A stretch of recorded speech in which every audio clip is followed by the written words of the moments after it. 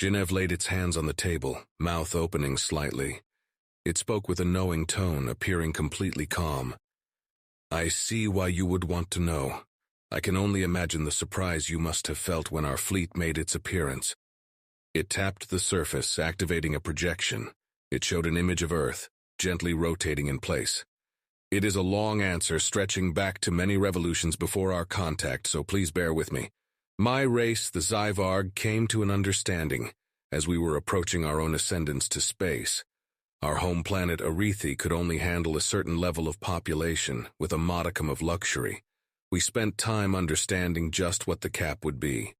Our greatest minds formed an algorithm to analyze and create our answer. It gave us a hard limit, one that we're close to surpassing. We used that knowledge to limit our species' expansion, until such time as we could find a way to spread off-planet. It was a hard time, but we persevered. As we spread, we saw another intelligent race approaching our level. The Siva. Fertis took over the talk, rubbing his arm. We were near the precipice. Our population had outgrown our planet and it was beginning to collapse. So when the Zyvarg came, with a promise to help, it was gratefully accepted. They took their algorithm, feeding it what they knew of our world. In the end, they showed us just how overpopulated we were. They gave us a choice. We could cull ourselves or they could. Now in our culture, only those closest to you can put you to rest. It is to ensure that the full weight of the decision is felt, a way to pass through to the great beyond on peace. To cull ourselves would be impossible, without damning those who slew those they weren't close to. But the Zyvarg weren't like us. They could do it, and we would not be stained. Genev took over again. We culled them down, but it changed our perspective. We were the first, that much was true. We had the burden of knowledge that each world would likely suffer the same thing, so we took on the task of ensuring other races would join us. We had the basic algorithm, but it would need tailoring to each planet. If they weren't at it, then fantastic. The race would not need culling, and we could leave a helpful package to help boost them to our level. If they were, we would trim their numbers down first. Your planet, Earth, was definitely one of the worst we had seen. With the population far above what it could hold, we were amazed it hadn't collapsed. We had to act, after our algorithm had run its course. That is why we did the cull. There wasn't enough time to negotiate it with yourselves. Natasha looked at her fellows. She saw shifting expressions with anger at this alien's dispassionate words. But they reined themselves in, taking moments to breath. "I see Genev. I would be intrigued to know more about your history. Would it be possible to get a computerized copy for the others back home? They will be fascinated, I'm sure." Genev clapped his hands. "Of course it would be." Their conversations changed, returning to other matters. The burning question was pushed away, to them seemingly sorted. Our party returned to the ship exhausted. They had spent many hours talking about everything they could be thought about. Whilst the majority retired to their quarters, Natasha found her way to the bridge. Captain Harris gave her a nod as she entered, as he kept his eye on the rest of the bridge. "How did it go?" She sighed, taking an empty seat. "They don't expect us to be angry at them. I've got a copy of their history on the way for the folks back home." He looked at her, shaking his head. "Really? They bombed us and they don't think we would be angry at that?" Natasha rubbed the sides of her head. "Apparently not. The Siva look at it almost as a point of pride, them being culled. It seems like no one else hates them for it." Harris shrugged, settling back down. "Guess that makes us special. So, you wanting to stay or should we head home?" Natasha gave a thoughtful sound. "One more day probably won't hurt. There's a lot to cover, as I'm sure you know. They were hinting about a tour, which will be interesting. Then we should head back. Wolf, any thoughts?" The AI chose to speak this time, without other species listening. "I dislike the thought of you being so far in their station, but scans of the inside would help. Achilles would probably want blueprints if we can, but a semi-complete close scan is a start. Then we should definitely go back. All this data needs backing up soon, and contingencies will need to be created with this new information." Captain Harris nodded in agreement. "Thank you, Wolf. That's a good point. But first I think you need to go to bed, Natasha. You look shattered." She nodded before yawning widely. "That's not far from the truth. See you both tomorrow, or later today, whatever it is." She trotted off, looking forward to getting some sleep. One more day aboard this place. She could do it. One more day of gathering intelligence. One more day of maintaining her composure around beings who approved of unprovoked genocide. After several hours of rest, our diplomats gathered again. They started a write-up of the events of the first meeting, from both memory and the recordings Wolf had made. Whilst it was only a start, they would have plenty of time to finish it on the way home. But for now, they made a note of their initial thoughts. Soon enough, they returned to the docking bay. They were met by their assigned soldiers taking up their former positions. Thus prepared, they exited the ship again to be met by the same group of aliens. Genev greeted them warmly by name, keeping its mouth in a flat line. "It is good to see you again, Natasha, Adit, Anne, Joshua, Samuel, and Tracy. I trust you rested well?" Natasha smiled, extending a hand. Genev paused for a moment, obviously trying to remember what this meant. After a beat, it clapped before grasping her offered hand in its own. "We did, thank you, Genev. I'm glad to see you have all returned to give us a tour. This place fascinates us." One of the Hepale Lopal chattered, its musical voice filling the air. "It is a marvel, isn't it? We have Humanzun to thank for the design, one of the greatest Quelon mines to exist. I'm sure their great-grandchildren would be thrilled to talk to you about it. It's quite a source of pride for them." Tracy cleared her throat, genuine curiosity surrounding her words. "Are we going to meet them today? I, for one, would love to." Genev clapped its hands again. At this point, we knew it was how they showed agreement, in place of a nod. "Of course, that can be arranged. We plan to show you a few of the various species-specific areas along with communal zones. As one is going to the Githside Kalon habitat, I'm sure we can meet one of them there." Tracy smiled widely, eager to meet with one of them. She had a hobbyist's interest on engineering, one which was proving useful on this venture. Natasha nodded to her before focusing back on Genev. "Well then, lead the way." They had started in a yet unallocated section. As they went through, it was explained how each half had multiple empty spokes. It had been designed for there to be 24 species to have their own area on each end. This one was currently empty, though Havab pointed out with a grating laugh. "It probably won't be for long, with it being the one you are attached to." It was met with polite laughter as they made their way through. It was large enough to have a tram system inside, allowing faster transportation within. There were countless empty living units along with commercial districts. A few sections were empty holes, which Adit was quick to ask about. "What's meant to go here?" Havab gestured to the hole, mouth flattening. "Ah, this is a nature zone, somewhere to put your native plant life for enjoyment." Adit nodded in understanding. "I see. I assume we would be able to get some of our wildlife in as well to keep the life cycle going. But of course, it's important to keep them healthy." The group continued onwards, having a look at the various places. Finally, they approached a dedicated pod system based on the outside. It resembled a train car but with clear seals around the door. Darsiv, the bionic-eyed Siva, let everyone take a seat before addressing everyone. "Please be aware that we are moving to a separate sector, that of the Yumnio. They are particularly different to yourselves, but you may enjoy seeing how we can adapt such places to the needs of the race that resides there." After hearing a murmur of agreement, he tapped a display. The pod shook for a brief moment before lifting into the air. It smoothly entered a tunnel, accelerating quickly. Part of the black exterior disappeared, letting them view the stars outside the station and the various ships. Soft music played in accompaniment as they watched the void outside. Soon enough, it vanished again, as they began to slow. It came to a graceful halt in a busy station. Most of the beings there were large tubular shapes. They were various shades of yellow, with skin covered in a form of ooze. The skin sagged, looking far too big for the body.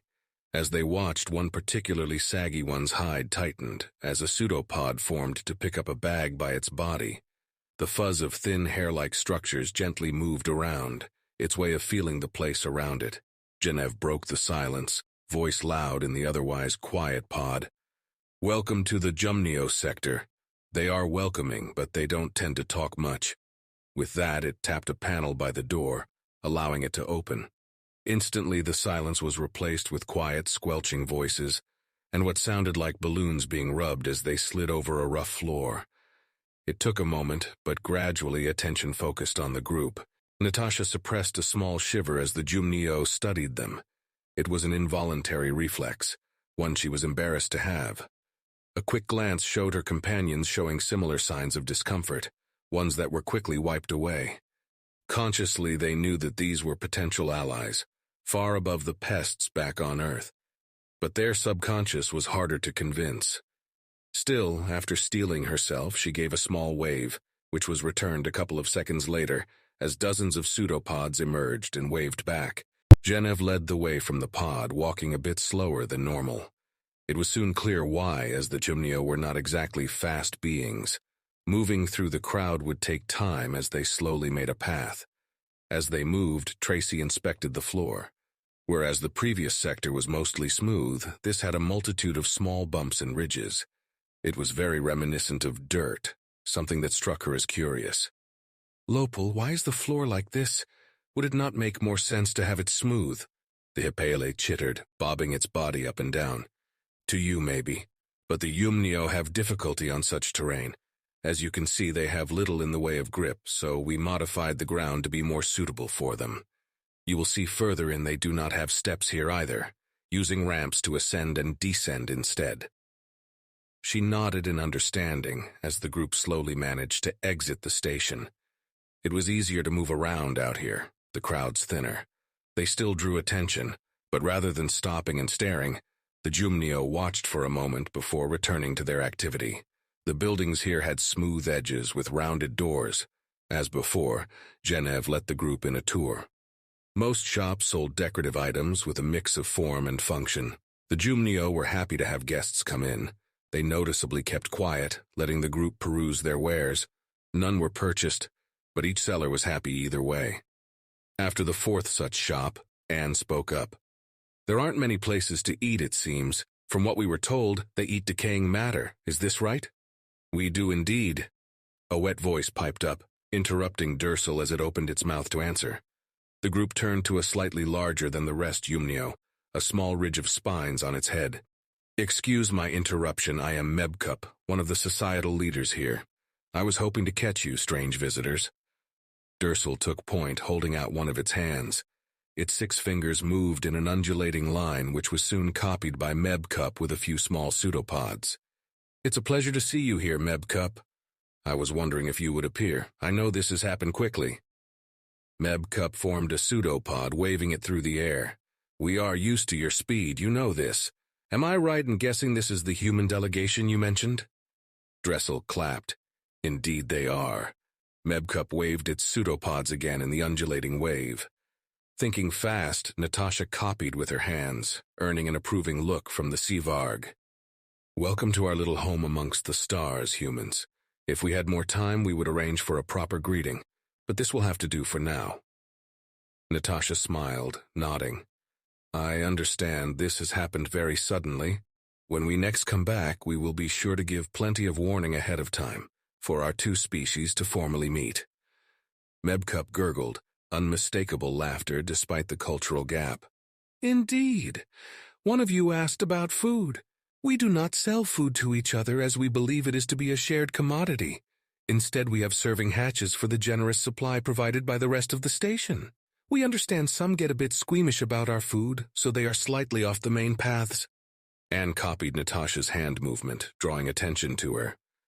"I see. Thank you for explaining. It is certainly different to what we know."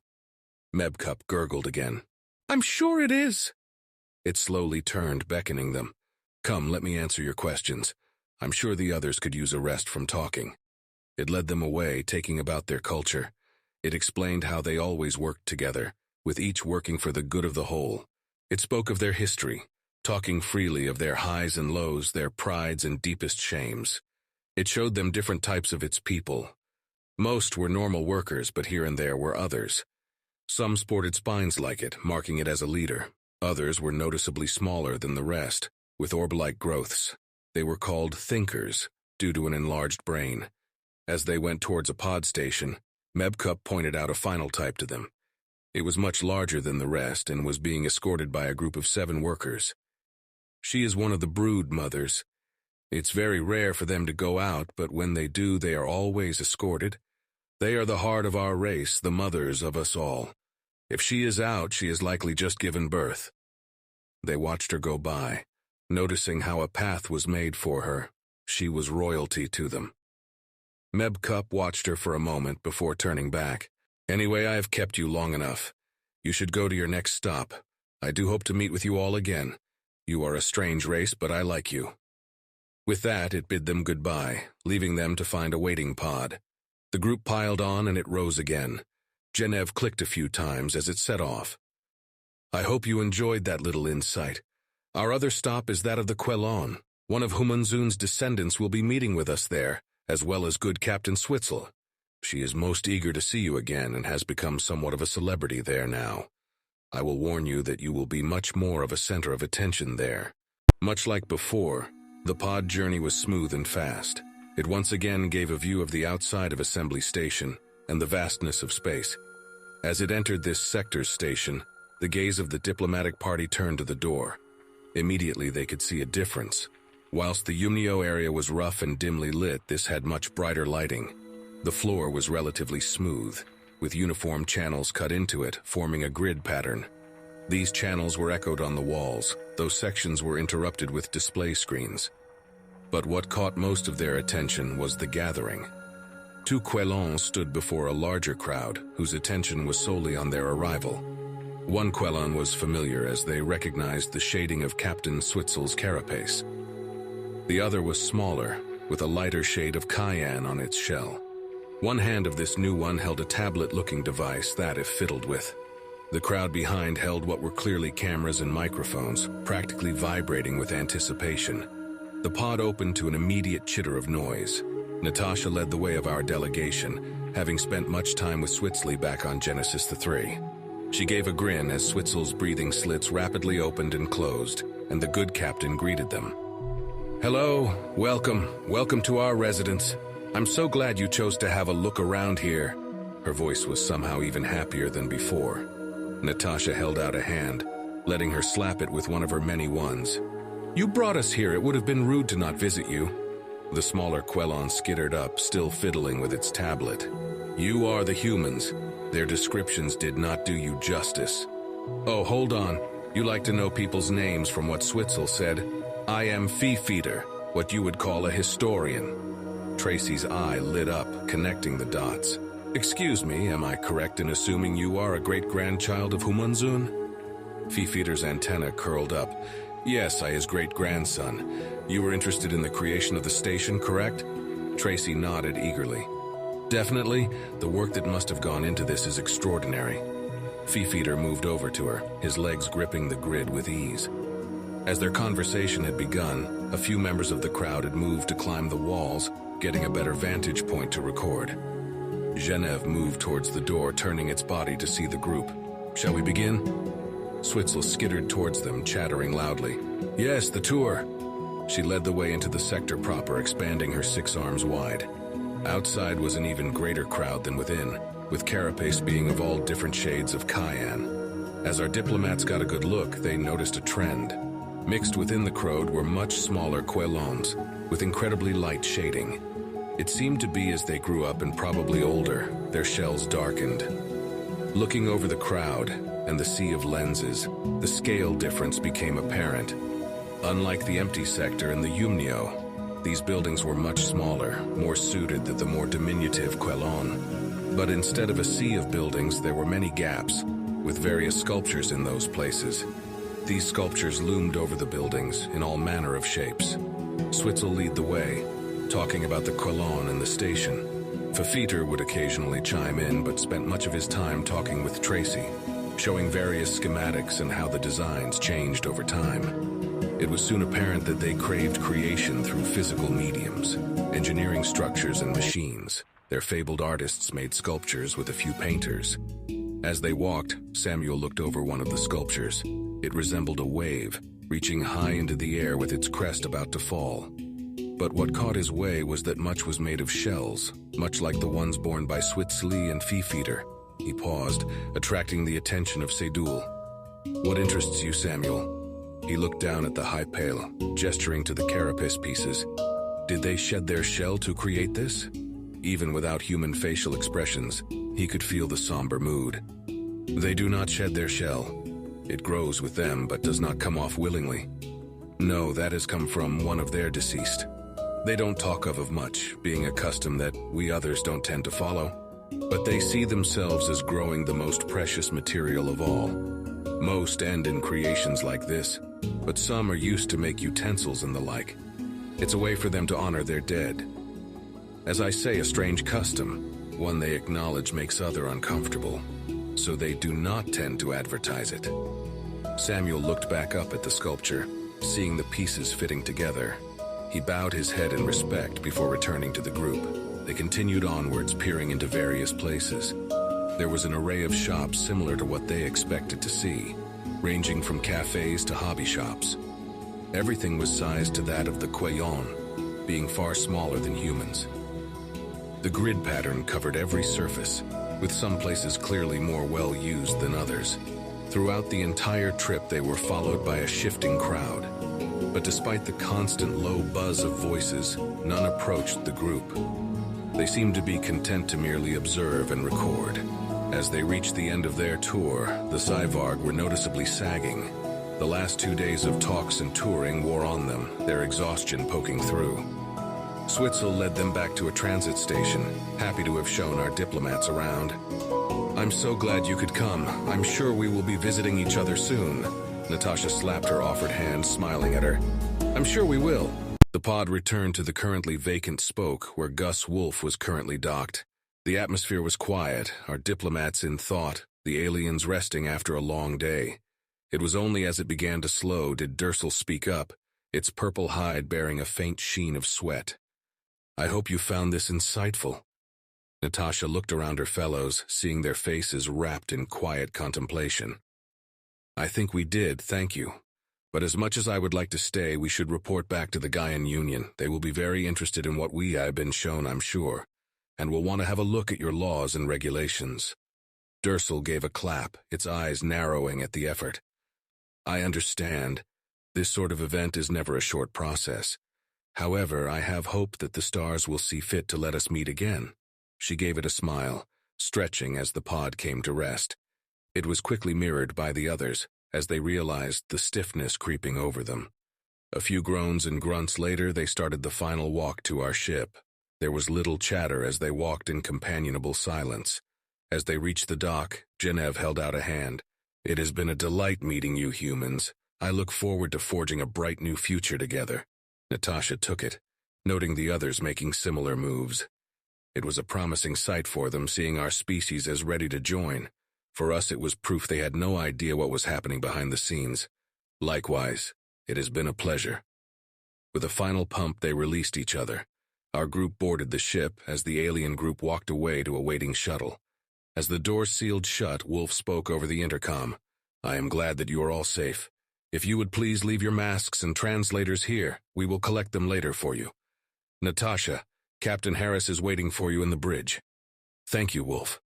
She headed up, letting the others slowly disperse. They would meet up again once everyone had a chance to rest themselves. She arrived onto a relatively quiet bridge, with the captain sitting at his command chair. He looked up with a stern expression before it dissolved into a grin. "How was the tour?" Natasha sunk into a chair, sighing a little. "Interesting, but long. I will say in my report bit we should make sure it isn't a target for destruction when that time comes. There are a lot of civilians on board of all species." Harris gave out an agreeing sound. "That matches with what we have seen. Most craft here have either no or minimal weaponry. Achilles will probably make this a form of target, but hopefully either for subjugation or intimidation." She sighed again. "That's definitely something need to know, which I don't.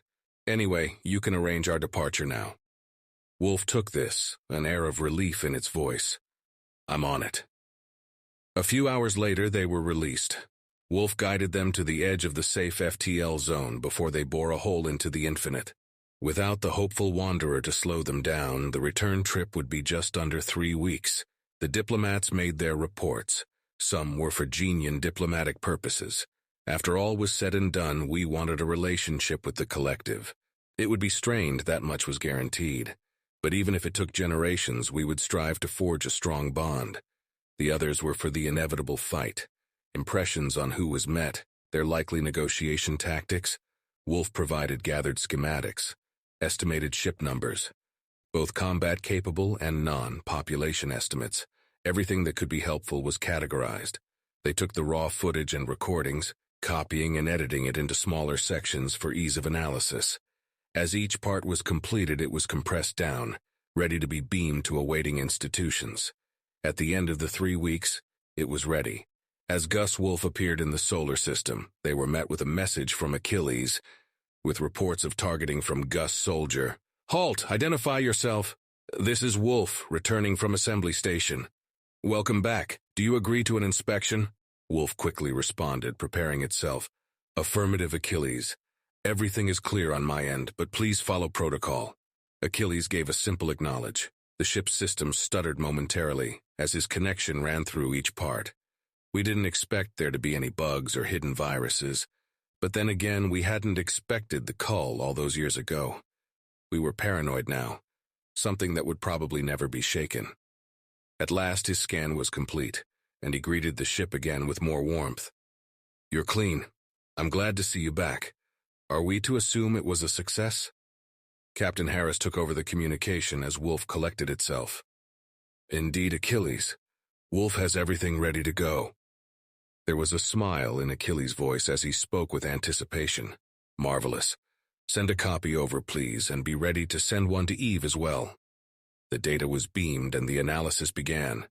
With official contact in place, we were that much closer to our goal, and with this data, it would make planning easier.